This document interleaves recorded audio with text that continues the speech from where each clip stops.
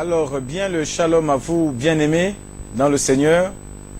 Je suis le prédicateur Dan Ekwagé et je suis là aujourd'hui avec un invité spécial par rapport à l'émission que nous vous transmettons tous les mardis et tous les jeudis lorsqu'il fait 15 heures.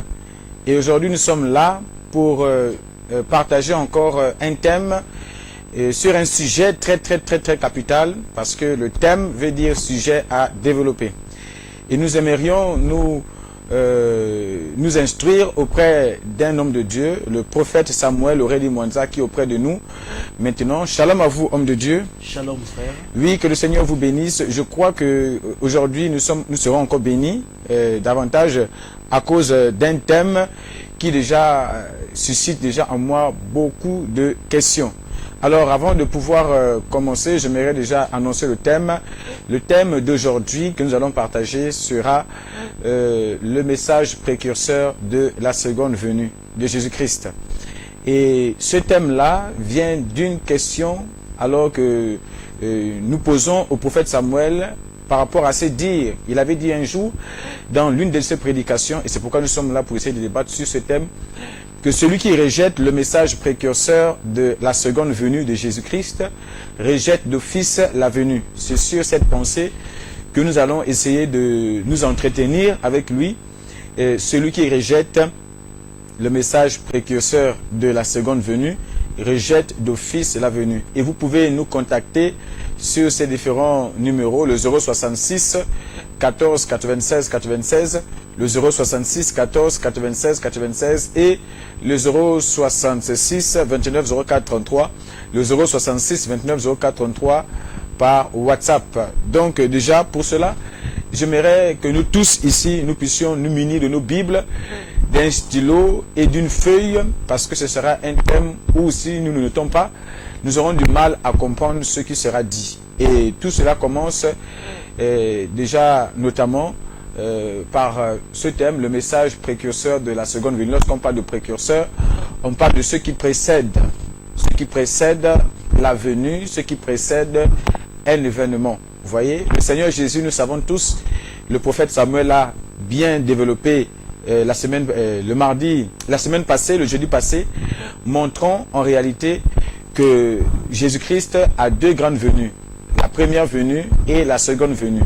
Or, la première venue du Seigneur Jésus-Christ était annoncée par plusieurs prophètes. Et il y a eu quelque chose de très marquant, c'est qu'avant l'avènement du Seigneur, nous voyons comment un homme s'est présenté comme étant le précurseur de cette venue-là. C'est pourquoi nous voulons aussi savoir, par l'inspiration que Dieu a transmise à son serviteur, le prophète Samuel, est-ce qu'il y a une compatibilité aussi avec la seconde venue? Est-ce qu'il y a un message précurseur? Puisqu'il a dit que celui qui rejette le message précurseur de la seconde venue rejette d'office la venue. Nous sommes là avec lui. Alors, homme de Dieu, pourquoi cette allocution? Pourquoi avez-vous tenu ces propos d'une personne qui rejetterait le message précurseur de la seconde venue et il est d'office alors disgracié de la venue du Seigneur? Merci pour la parole. Je profite encore de cette occasion, frère, que tu m'accordes pour dire bonjour à tous nos téléspectateurs. La paix et la grâce de notre Seigneur Jésus-Christ soit sur vous. Vraiment, merci beaucoup. Maintenant, pour ce qui est lié au thème, le message précurseur de la seconde venue, ou celui qui rejette le message précurseur de la seconde venue, a d'office perdu la venue. Pourquoi ce thème? D'abord, les auditeurs ou bien le téléspectateur doivent retenir qu'il y a eu une première venue de Jésus-Christ. Tant que la personne ne connaît pas qu'il y a eu une première venue, oui, c'est difficile de se retrouver, c'est difficile de comprendre la pensée que nous avons présentée aujourd'hui sur le message où celui qui rejette le message précurseur a d'office perdu la venue. Donc c'est tellement difficile quand on n'a pas la connaissance de c'est quoi la première venue, c'est quoi la seconde venue. Lorsqu'on parle de la première venue, je vais simplement montrer aux gens que le Seigneur que nous adorons, le Seigneur que nous élevons, le Seigneur que nous confessons, est venu sur cette terre pour la première fois. Il est mort et il a expié nos péchés et tout le monde croit à cette venue. C'est cette venue que nous appelons la première venue. C'est-à-dire, Jésus est venu sur la terre, il est mort pour nous, il est ressuscité, il est parti et sa mission était d'expier nos péchés. Cette mission-là, on l'intitule la première venue de Jésus-Christ. Mais remarquez une chose, avant que le Seigneur vienne sur la terre, avant que le Seigneur vienne nous sauver ou vienne expier nos péchés, il y a d'abord eu un message précurseur, c'est-à-dire un message qui a préparé la venue, un message qui a précédé la venue. Regardez par exemple, on pose la question à Jean-Baptiste, qui es-tu? Exact. Jean répond, il dit, je suis la voix de celui qui crie dans le désert. Alors la voix, c'est un message. Donc Jean s'identifie comme le précurseur de la première venue. C'est-à-dire, Jésus était annoncé venir par les prophètes, mais avant cette venue, il y a eu un message précurseur. J'aimerais que nous lisions Matthieu d'abord 11, précisément à partir du verset 7, et nous descendons jusqu'au verset 10, pour donner un peu de la clarité, afin que le peuple comprenne que à la première venue, il y a eu un message précurseur. Si d'abord tout le monde est d'accord avec moi que avant la première venue, le Seigneur était d'abord, c'est-à-dire le message précurseur avait d'abord précédé. Donc voilà, j'aimerais que nous lisons le livre de Matthieu, oui, le chapitre 11 et le verset 7. Oui. Il est écrit, oui. comme il s'en allait, Comme il s'en allait, Jésus se mit à dire à la foule au sujet de Jean, hein, qu'êtes-vous allé voir au désert? Un roseau agité par le vent? hein, Mais qu'êtes-vous allé voir? Un homme vêtu d'habits précieux? Voici ceux qui portent des habits précieux sont dans les maisons des rois. Qu'êtes-vous donc allé voir? Un prophète? Oui, vous dis-je, et plus qu'un prophète.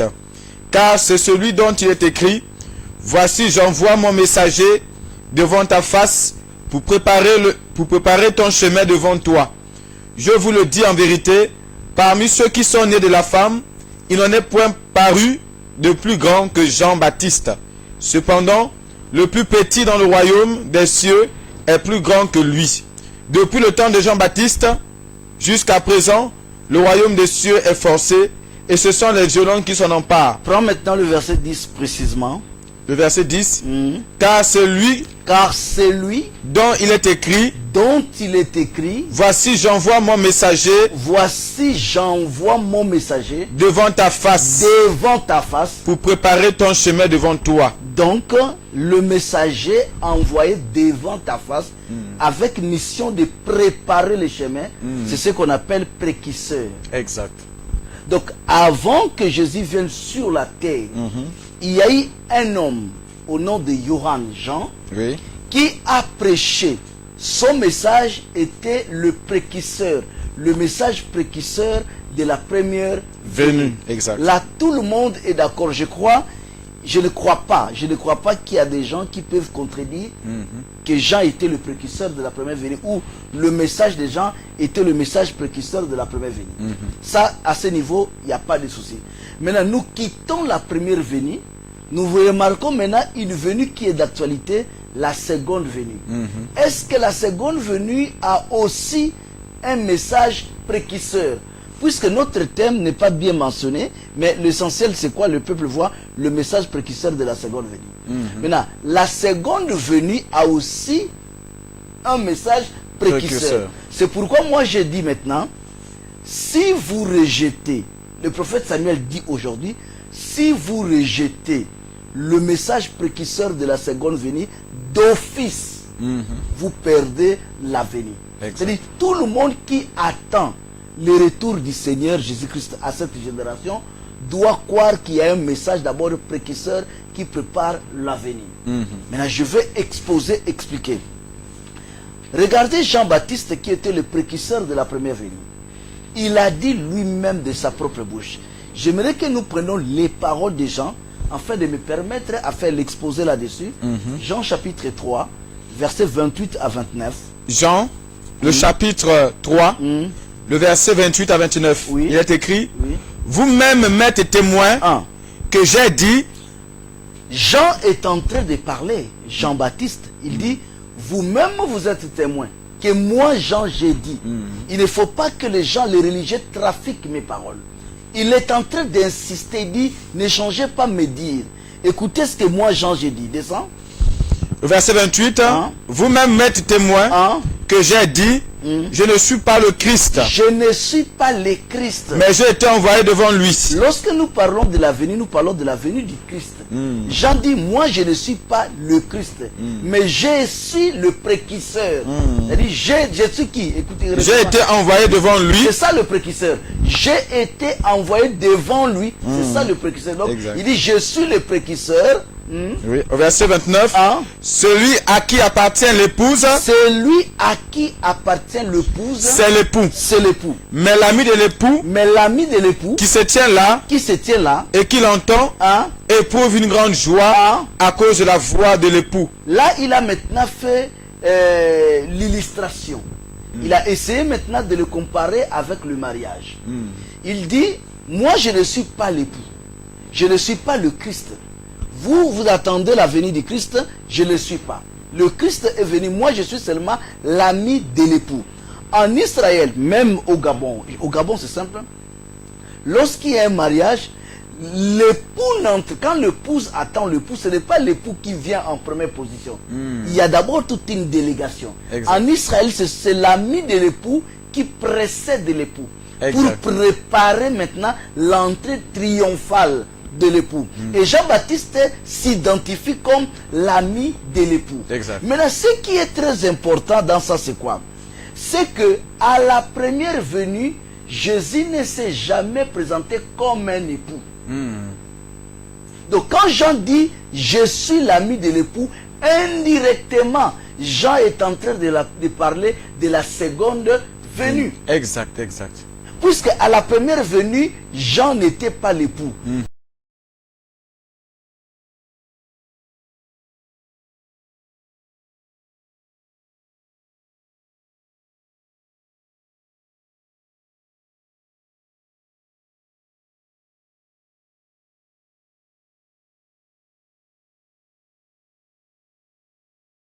Expier nos péchés. Exact, exact. Il s'arrêtait qu'à là. Il n'a pas fait d'autre chose. La seconde venue de Jésus-Christ a aussi un but. Quand il vient pour la seconde fois, c'est pour chercher l'église. J'aimerais que l'écriture témoigne à ma faveur. Oui. Prenons Hébreu. Hébreux 9, le verset 28, Hein? il dit ceci, Hein? de même Christ, De même Christ, qui s'est offert une seule fois il s'est offert une seule fois. pour porter les péchés de plusieurs, Quand est-ce que Christ s'est offert? À sa première venue. Donc le but de la première venue, c'était s'offrir et expier nos péchés.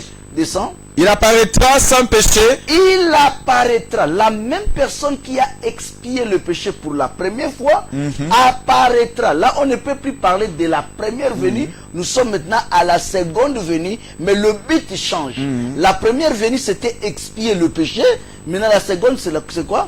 apparaîtra sans péché Apparaîtra sans péché. une seconde fois Une seconde fois. à ceux qui l'attendent pour à leur ceux salut. qui l'attendent pour leur salut. C'est ce qu'il n'a pas fait à la première venue. Exact. Maintenant, il va apparaître pour chercher son épouse. Donc, Jésus-Christ est époux que à la seconde venue. Alléluia. Donc, quand Jean dit, je suis l'ami de l'époux. Donc, il est en train de dire, si l'ami de l'époux est le précurseur de la venue de l'époux, donc d'office Jésus à la seconde venue, il faut un message précurseur. Exact, exact. Ça, c'est la première des choses. Amen, amen. La deuxième des choses, quand Jésus parlait de Jean-Baptiste, dans Matthieu chapitre 11, il a donné une précision. Il dit, Jean et Élie Oui, oui. qui devaient venir. Exact. J'aimerais que nous lisons. Matthieu, le chapitre 11, nous prenons dès le verset 14. Oui. Et si vous voulez le comprendre, Et si vous voulez le comprendre, c'est lui qui est Élie c'est lui qui est Élie qui devait venir. qui devait venir. Exact. Alors, il conjugue à l'imparfait le verbe venir. Alors, quand un verbe est conjugué de cette manière, cela veut dire qu'il donne une possibilité que l'action se répète une seconde fois. Exact, exact, exact. Donc, il confirme que Élie, c'est Jean-Baptiste. Mais il dit c'est lui qui est Élie qui devait venir. C'est-à-dire, il y a une possibilité que cette action se répète une seconde fois. Exact. C'est pourquoi déjà, le fait qu'il a conjugué à l'imparfait montre que à la seconde venue aussi, il y a un message précurseur. Exact, exact. Ça, c'est le deuxième témoin. Le troisième témoin, regardez la parabole de 10 vierges dans Matthieu chapitre 25. oui. Là maintenant, on parle de l'époux et l'épouse. Exact. Donc Jésus comme époux qui vient chercher son épouse. On dit, les 10 vierges alla à la rencontre de l'époux. Sans contredire, tout le monde le sait que le vierge, c'est l'église. Exact. L'époux, c'est Christ. Là, il n'y a pas de contestation à ce niveau. Mais on dit entre l'apparition de l'époux. Vous allez remarquer, entre 18h et minuit, ou bien entre 18h et l'apparition de l'époux, à minuit, il y a quelque chose qui va se passer. Exact. On dit avant l'arrivée de l'époux, on cria. Donc nous voyons que l'époux qui vient chercher l'épouse, Jésus qui vient chercher son église, avant d'apparaître, on dit on cria. Il y a quelqu'un qui... Il y a quelqu'un Il y a un message qui, il y a quelqu'un qui crie. Mais cette personne n'est ni l'époux. Exact. Mais c'est l'ami de l'époux. Amen. Il n'est pas époux. On dit on cria. Alors le cri, c'est un son articulé de la parole. Exact. Puisque le propos du cri est connu. Voici l'époux, allez à sa rencontre. Donc, avant l'apparition de l'époux, il y a un message précurseur qui a fait en sorte que les vierges endormies Exact. puissent se réveiller et commencent à se préparer.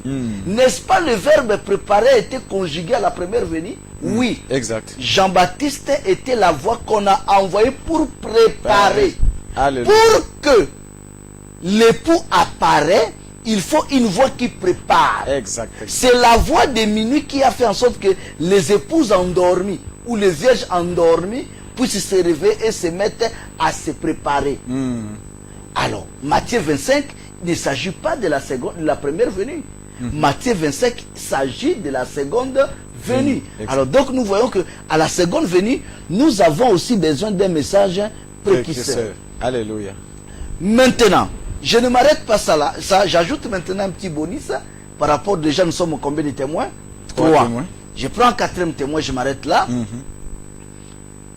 Regardez, Jean-Baptiste qui était le précurseur de la première venue est considéré comme Élie. Jésus dit, Jean est Élie qui devait venir. Oui. Donc tout le monde est d'accord, la venue d'Élie était annoncée. Et Jean est cet Élie-là. Certains diront, mais ça s'est arrêté qu'à la première venue. La seconde venue, nous n'avons pas besoin d'Élie. Mais si nous n'avons pas besoin d'Élie à la seconde venue, qu'est-ce qu'on va faire si du moment où Jésus lui-même signale à l'église de Thyatire la présence d'une certaine Jézabel? Exact, exact. Regardez des lettres que Jésus envoie aux églises. Arrivé à la 4e église qui est l'église de Thyatire, Jésus signale la présence de l'esprit de Jézabel. Alors Jézabel a été combattue par l'esprit d'Élie. Amen, amen. Donc si à Thyatire, il y a déjà signalisation, où il y a déjà présence de l'esprit de Jézabel, d'office, il faut l'esprit d'Élie. Amen, amen. Parce qu'il n'y a que l'esprit d'Élie qui terrasse l'esprit de Jézabel. Amen, amen.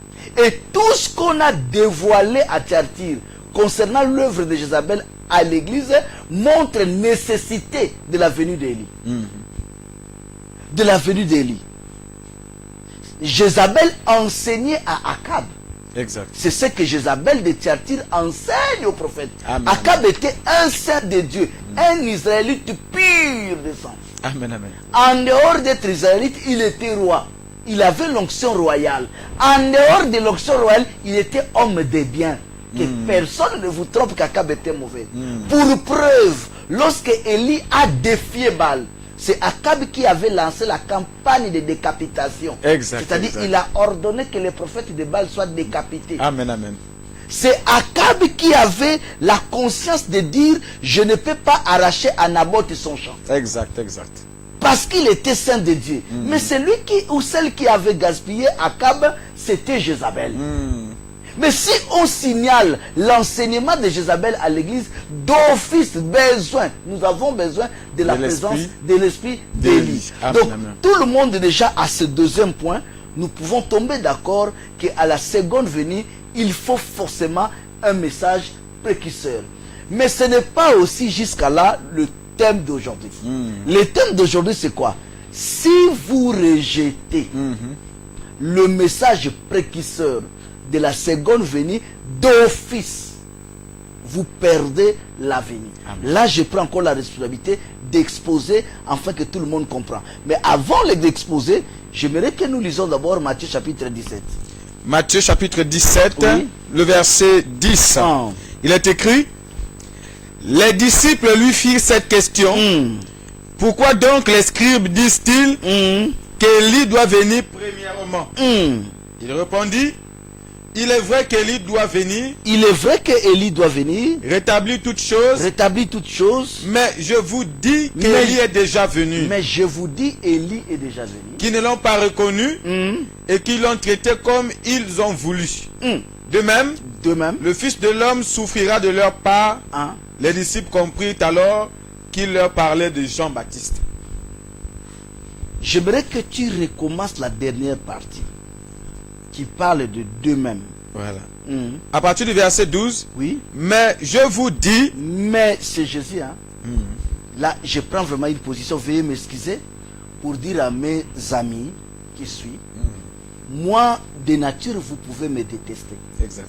C'est acceptable, c'est raisonnable, mais celui que vous avez l'habitude de glorifier, Jésus, je t'aime, c'est lui qui parle. Là, c'est depuis moi. Frère, reprends mot à mot les propos de Jésus, mot à mot. Matthieu 17, le verset 12, Jésus dit, mais je vous dis. Mais je vous dis, là, ce n'est pas le pape qui dit, ce n'est pas un religieux qui dit, c'est le Seigneur qui dit, mais je vous dis, quoi?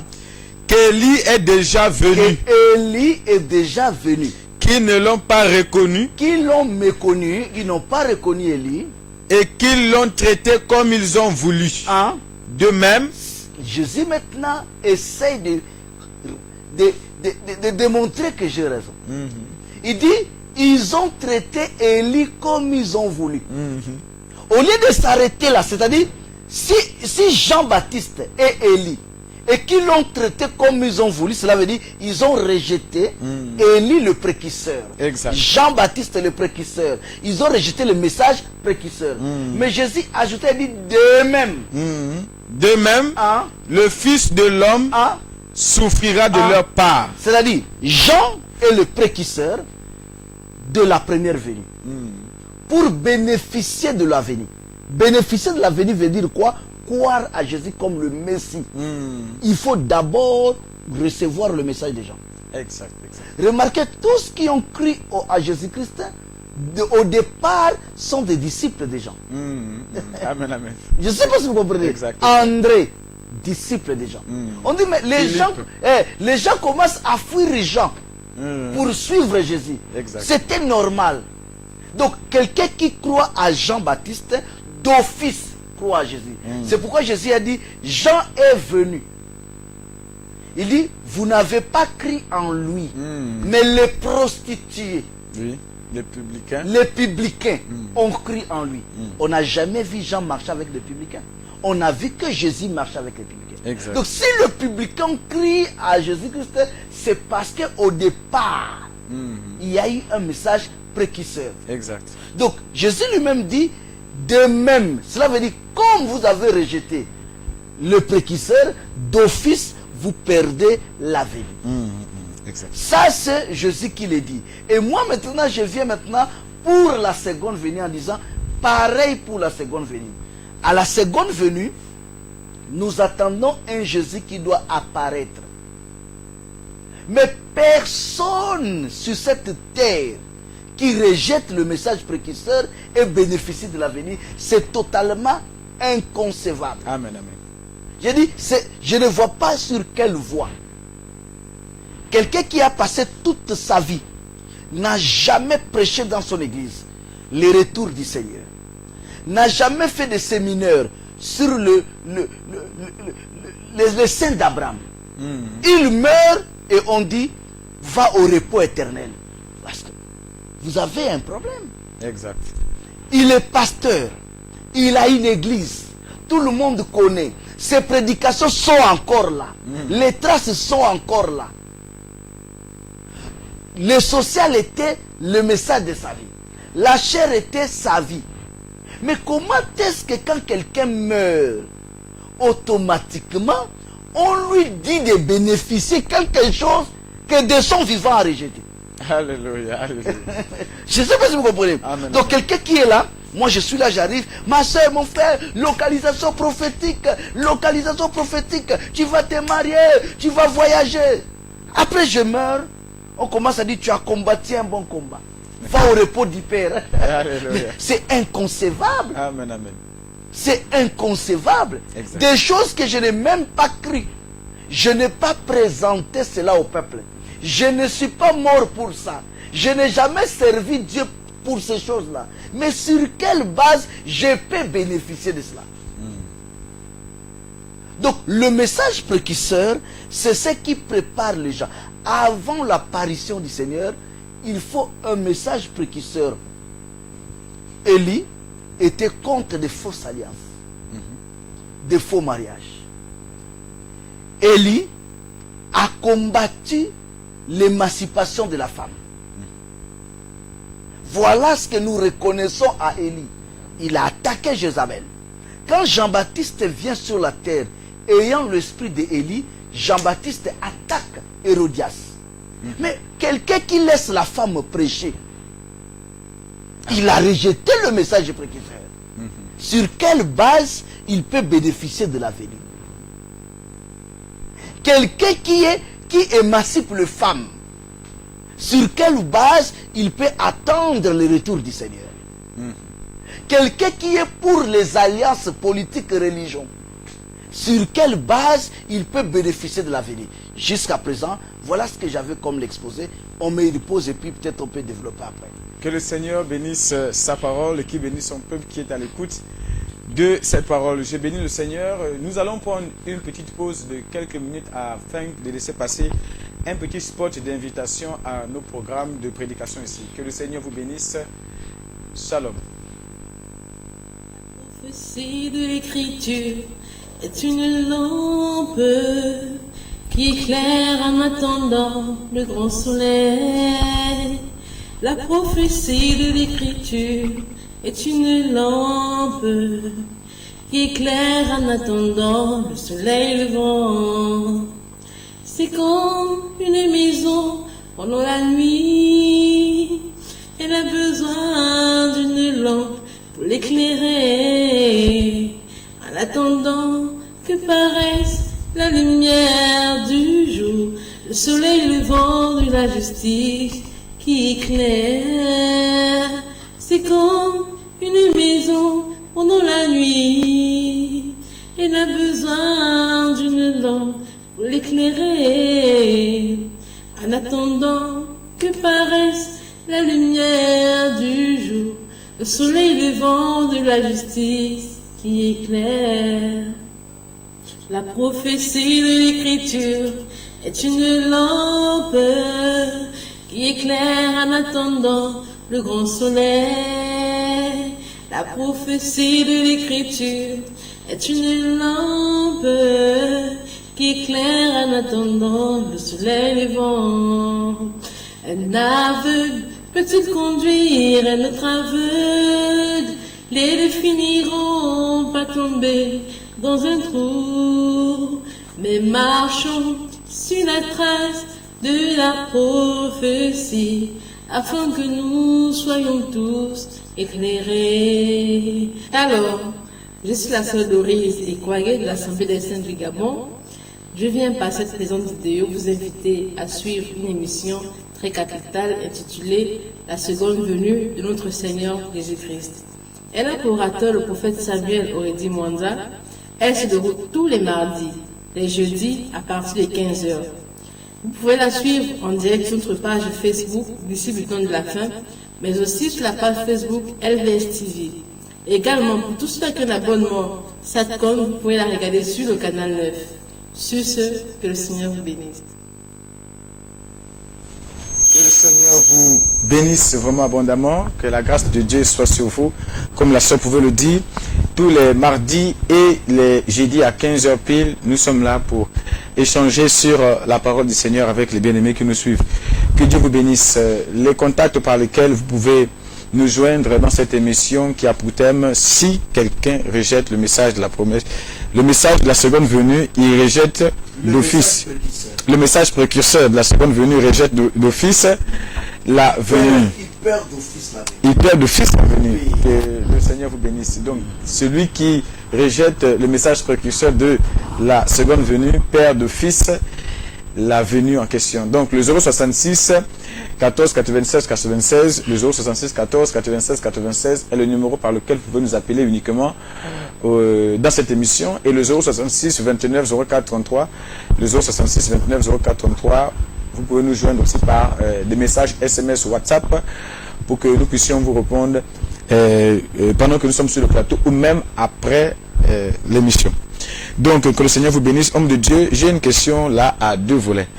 Le premier volet, nous aimerions savoir, comme vous avez dit, que celui qui rejette le message précurseur de la seconde venue rejette d'office la première venue. Vous avez pu illustrer cela avec la première venue, en montrant que Jean-Baptiste était ce précurseur de la première venue. Son message, en fait, alors, était un message précurseur de la première venue du Seigneur Jésus-Christ, qui avait pour but de mourir à la croix.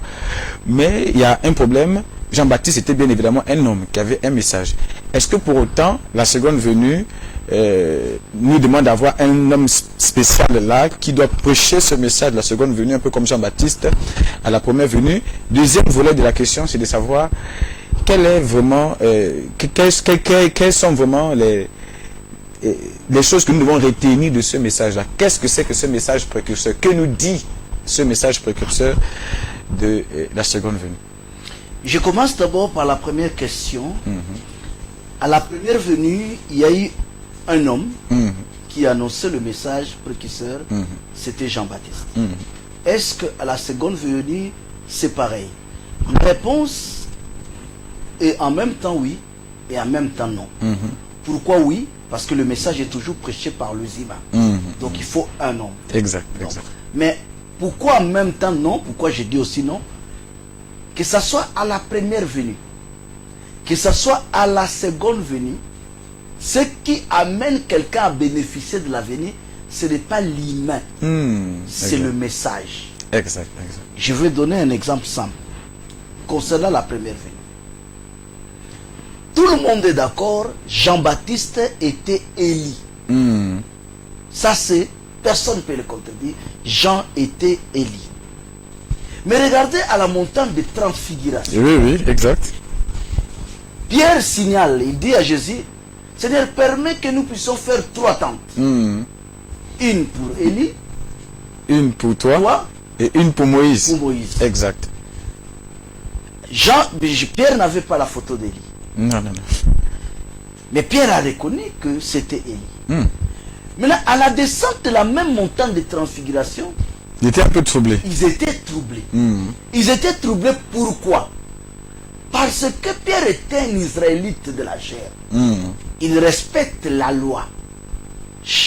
Une fois par an, il est à Jérusalem pour la Pâque. Chaque sabbat, il est dans une synagogue, il écoute la parole. Exact. Sabbat, tu ne vois jamais Pierre aller pécher. Et il avait des amis scribes. Un homme mature, père de famille. Il commence à chuchoter entre eux. Ils ont eu le courage de poser la question à Jésus. Il dit, mais Jésus, dis-nous, pourquoi les scribes disent souvent que Élie est le précurseur de ta venue? C'est-à-dire, avant que toi tu viennes, il faut d'abord Élie vienne. Mais non, à notre grande surprise, tout à l'heure on a vu Élie. Mais toi, on était avec toi avant Élie. Donc tu es venu avant Élie, Élie vient après toi. Est-ce que les scribes se sont trompés? Exact. La question est tellement capitale. Pierre donne raison aux scribes. Il dit leur enseignement est vrai. Élie est mon précurseur. C'est Jésus qui donne. Et c'est Jésus plutôt. C'est Jésus qui dit Élie est le précurseur. Il confirme que l'enseignement des scribes était vrai. Mais seulement, les gens n'ont pas reconnu Élie. Donc, si vous attendez Lima, Élie homme, d'office vous êtes perdu. Exact. Pourquoi? Parce que il y avait des traits entre Élie et Jean par l'habillement. Il y avait des traits entre Élie et Jean par la nourriture. Mais ce n'est pas ce qui est important. Vous ne pouvez pas attendre un Élie par rapport à sa taille ou par rapport à sa corpulence. Exact. Mais c'est par rapport au message. La seule chose qui confirme Jean et Élie, c'est quand Jean ouvre sa bouche. C'est pourquoi il dit je suis la voix. Voilà. Ce que dit Jean est identique et cela confirme que Jean était Élie. Élie de son vivant. Il était contre Jézabel. Il a défié Baal. Contre les fausses alliances. Quand Jean-Baptiste est venu, il a défié les pharisiens, race de vipères. Il attaquait les fausses alliances. Mariage Hérodias. Il traite cette femme d'impure. C'est à cause d'Hérodias que Jean a été décapité. Élie a été persécuté, poursuivi, pourchassé par Jézabel. Amen. Par là, nous voyons que le message de Jean était identique au message d'Élie. Exact. Donc c'est par le message qu'on a pu C'est par le message reconnaître qu'on a pu reconnaître. que Jean et Élie. Ce n'est pas moi qui le dis. Amen. C'est le Seigneur qui dit Exact. que Élie est déjà venu. Mais le fait que les gens attendaient l'Élie de 1 roi 18, ils ne l'ont pas reconnu. Mais pour le reconnaître, il faut comprendre le message. Exact. Maintenant, même quand on parle des gens, on ne voit pas comme humain. On dit, il marchera devant son Seigneur avec l'esprit Et la puissance d'Élie. Amen. Donc, il n'est pas Élie, il a l'esprit d'Élie. Alors, l'esprit d'Élie n'est pas l'esprit spécial à l'esprit saint que nous connaissons. Non. Beaucoup de gens croient que l'esprit d'Élie, c'est un esprit autre que l'esprit saint. Non. Élie avait le même esprit saint que nous. Exact. Mais quand on dit esprit d'Élie, cela veut dire la manière que l'Esprit Saint s'est manifesté dans Élie. Alléluia. Quand Dieu dit il va envoyer l'esprit d'Élie, c'est-à-dire Élie avait l'Esprit Saint. Pourquoi? Quand Pierre parle de tous les prophètes, dans sa lettre, il dit l'Esprit de Christ qui était en eux. Exact. Même Élie était dedans. Même Élie est dedans. Alléluia. Alors l'Esprit de Christ, c'est l'Esprit Saint. Amen. Mais vous allez remarquer, l'Esprit de Christ à chacun avait sa manifestation particulière, différente de l'autre. Amen. À Élie, l'Esprit de Christ ne met pas des gens comme de Badios Meyer, les gens, tout l'émancipation de la femme, il était contre. Alléluia. Hillary Clinton, si Élie était là, il allait déjà régler l'affaire d'Hillary Clinton. Alléluia. Depuis, il devait régler ça. Donc, c'était cet esprit-là qui détestait le mouvement féministe, l'émancipation de la femme, comme la journée de la femme, le 8 mars. Et lui ne peut pas supporter les gens qui croient en lui fêtent le 8 mars. Amen. Ça, c'est Élie, sa particularité. Le Saint-Esprit en lui agissait comme ça. Maintenant, quand on dit l'esprit d'Élie, donc quelqu'un qui va agir de cette manière, ce n'est pas l'humain, c'est la manifestation. Donc, à la seconde venue aussi, c'est pareil. Exact. Ça, c'est la réponse à la première question. Maintenant, la deuxième question, Là, c'est C'était quoi? par rapport au contenu de ce message. Que nous Le dit ce message contenu de la des messages- précurseur de la seconde Voilà, venue. voilà, merci, merci. Remarquez très bien, à la première venue, on dit Jean est le précurseur, la voix. Mais quand Jean prêchait, regardez très bien, et quand Jésus prêche, j'ai dit le béaba, c'est-à-dire comme 1 plus 1, mais là de la Bible. Jean commença à prêcher et dire, repentez-vous, car le royaume des cieux est proche. Jésus commence à prêcher et dire, repentez-vous, car le royaume des cieux est proche. Quelle est la différence? C'est-à-dire quoi? Si il est le précurseur de la venue, son message concerne la venue. Exact, exact. C'est la venue qui est son message. Alléluia. Alléluia. C'est la venue qui est son message. Donc, de la même manière, pour la seconde venue, c'est la venue qui est le message. Alors, quand la venue devient message, qu'est-ce qu'on prêche? On prêche tout ce qui tourne tout autour de la venue. Exact, exact. Je vais vous donner un exemple de la première venue. Il y a un idiot, excusez le terme, nous sommes à la télé, mais le terme approprié, c'est idiot. Je crois qu'il doit être ivoirien. Exact. Lui, il croit que chaque prophète a son message particulier qui n'a rien à voir Avec les autres. C'est ça l'idiotie de Dieu. Amen, amen. Selon Dieu, c'est un idiot. Alors, quand tu regardes Pierre, le Paul parle, il montre que tous les prophètes qui ont annoncé la première venue, c'était ça leur message. La Exact. venue était leur message. Exact, exact. Maintenant, quand la venue est le message, maintenant chacun avait une grâce concernant cette venue. L'autre a dit, sur la venue. Sur la venue, moi je vis, c'est à Bethléem Amen, amen. qu'il va naître. Exact. On ne l'a pas révélé cela à Zacharie. Non, non, non. Exact. Mais le départ le dit une seule chose, venue. Chacun sa portion. Je ne sais pas, c'est l'agneau. Amen, Je amen. peux manger les bras, Oui, oui. mais ça ne détache pas les bras du pied de l'agneau. Non, non, non. Tout c'est le corps. Exact. Mais ça dépend de la partie que Dieu m'a servi. Alléluia. Donc si moi Dieu me donne la grâce de manger les coups, ce n'est pas que j'ai mangé quelque chose de spécial que l'autre. J'ai mangé l'agneau, mais une autre partie. Quand Zacharie parle de l'entrée triomphale, il ne parle pas de son entrée triomphale à lui. Il parle de l'entrée triomphale de Jésus-Christ. Qui Exact. est Jésus? Le prophète annoncé par Moïse. Amen. Moïse a seulement parlé de la venue d'un prophète. Exact. Moïse n'a pas dit comment il va entrer à Jérusalem. Exact. Comment il va naître. Exact. Comment aucun de ses os ne sera brisé. Il n'a pas parlé de ça. Sa descente en Égypte n'a pas concerné Moïse. Amen, amen. Mais chaque prophète après. Chaque prophète après, toujours dans la venue. Exact. Donc, de la même manière, aujourd'hui, nous attendons la seconde venue. Mais Dieu nous donne un message de grâce qui nous permet à chacun de décortiquer cette venue, ce qui est caché de la venue. Mais dans l'ensemble, nous allons lire Matthieu 24, 14. Matthieu, le chapitre 24 et le verset 14.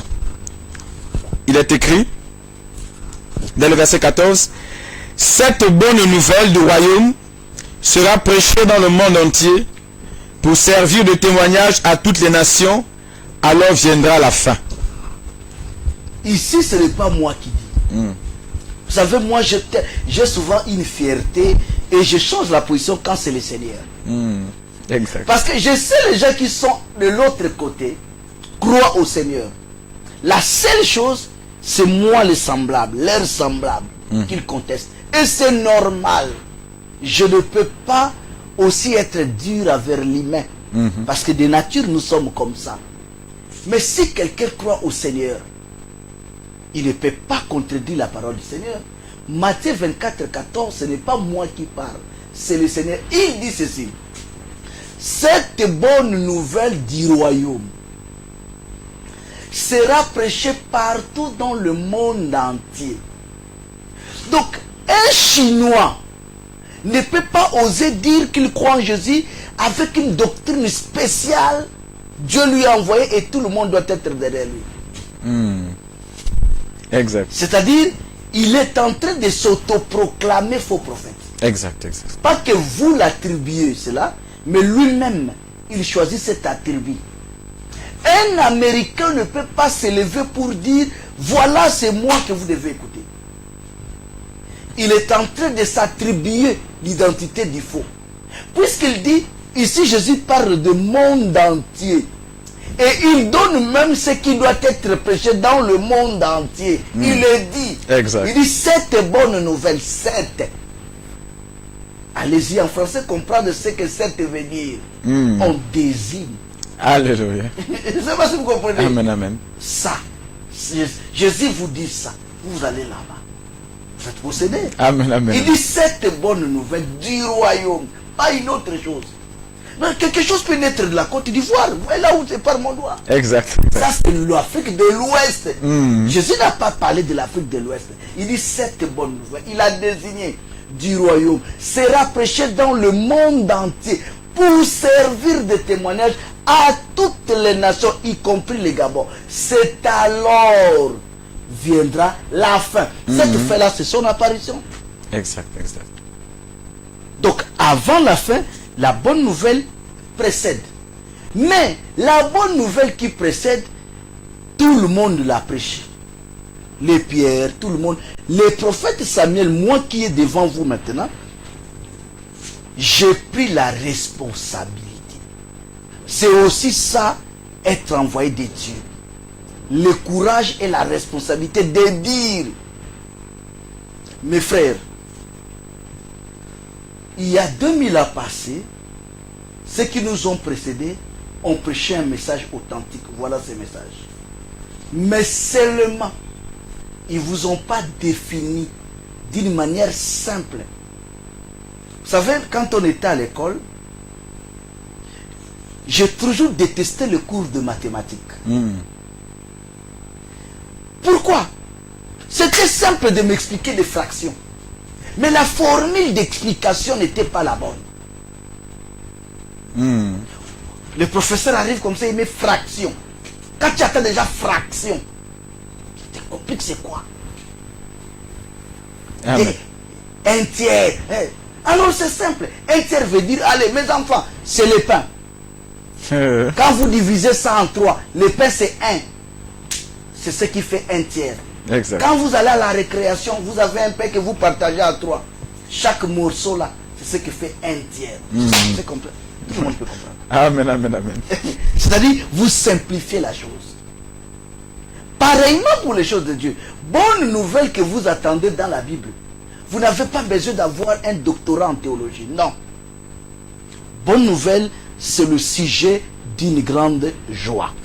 Quand on dit j'ai une bonne nouvelle à vous annoncer, c'est le sujet d'une grande joie. Maintenant, moi j'explique, je dis au peuple du monde entier, je dis le sujet d'une grande joie chez Dieu est différent du sujet d'une grande joie chez les humains.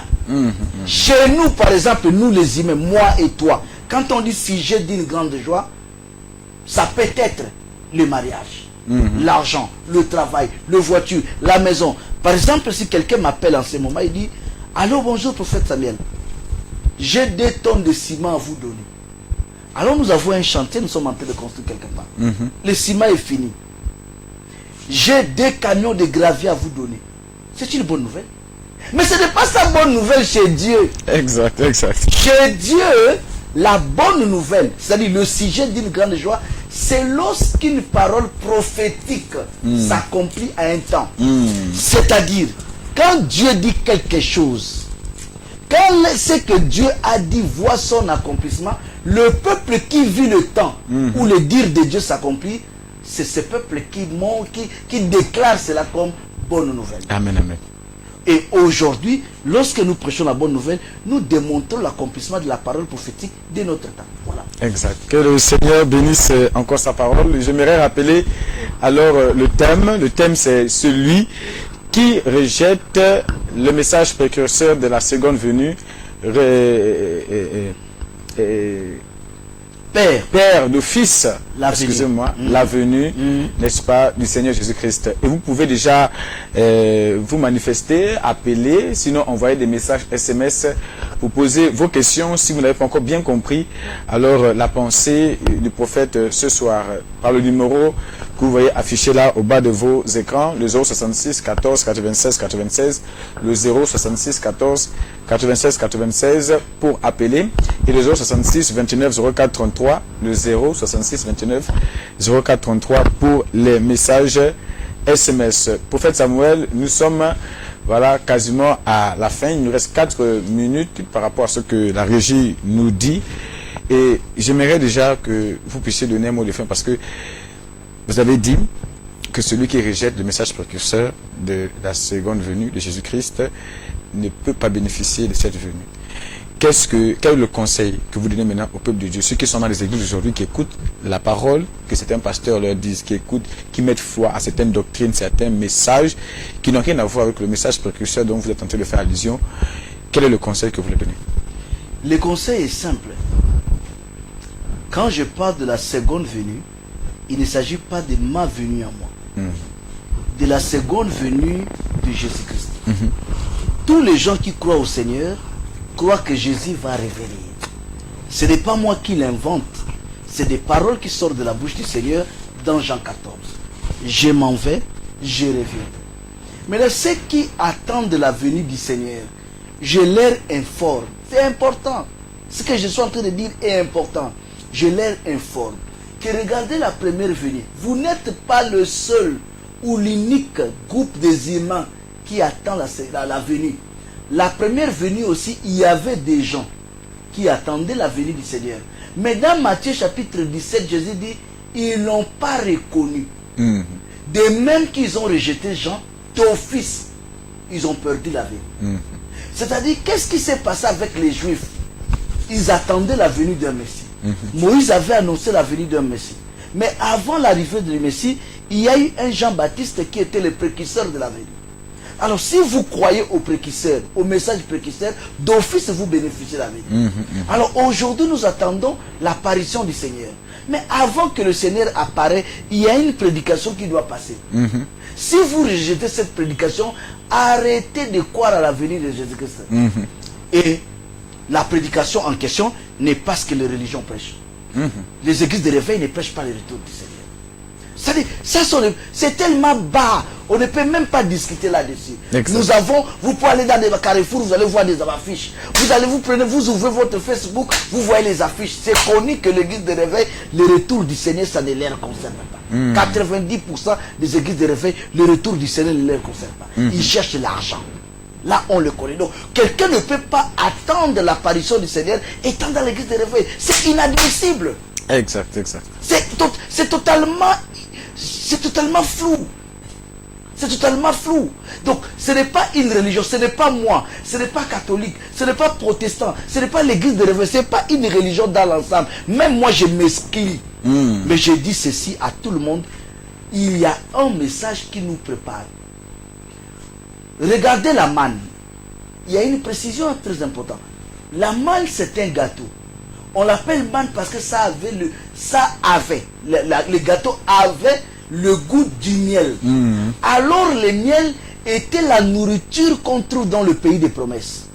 Quand Moïse, Dieu l'envoie, il dit, libère ce peuple, conduis-le dans un pays qui coule le lait et le miel. Le miel est dans un pays. Mais en mi-chemin, ce qu'il mange est identique au pays. Cela veut dire, la promesse que nous attendons aujourd'hui, c'est le royaume des cieux. Mais avant le royaume, ce que nous mangeons aujourd'hui en mi-chemin doit être identique à ce que nous attendons. Amen.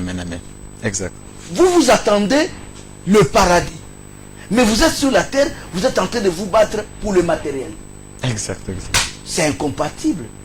Donc, on doit préparer les gens sur le paradis, on doit préparer les gens sur le retour du Seigneur, sur les promesses, sur le millénium, sur toutes ces choses-là. C'est ce qui doit être prêché en un mot. Le reste là n'est que des distractions, ce sont des commerçants. Amen. Voilà ce que j'ai à dire. Que le Seigneur vous bénisse et que le Seigneur bénisse encore sa parole. Soyez bénis à tous, à vous tous qui avez été câblés sur cette chaîne LVS TV pour écouter une fois davantage le prophète Samuel sur le thème « Celui qui rejette le message précurseur de la seconde venue rate d'office la venue du Seigneur Jésus-Christ ». Que le Seigneur vous bénisse. Nous vous donnons rendez-vous ici. Alors, mardi prochain et jeudi prochain lorsqu'il fera 15h. Et nous vous invitons aussi sur la page Facebook d'ici du temps de la fin, c'est dimanche à 10h pile, car nous allons encore avoir une autre prédication très capitale de la part de l'homme de Dieu. Que le Seigneur vous bénisse et qu'il vous garde. Shalom.